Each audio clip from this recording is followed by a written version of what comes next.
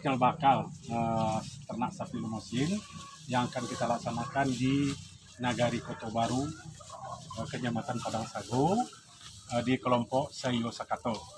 Nah, ini 2 ekor ternak sapi dari yang mengawali kita akan membantu ternak yang ada di Nagari Koto Baru, khususnya di ternak Kapung Limosin, khususnya di kelompok Sayo Sakato Nagari Koto Baru Padang Sago.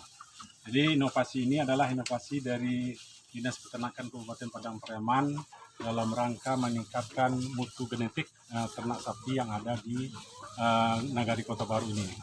Memang selama ini kita juga telah melaksanakan kegiatan untuk meningkatkan mutu genetik bagi ternak-ternak yang ada di Nagari Koto Baru ini. Kita melaksanakan untuk melaksanakan kawin suntik, khususnya ternak yang nggak besar kita laksanakan dengan bibit, yaitu ternak bibit limosin, dengan stronya adalah bibit limosin.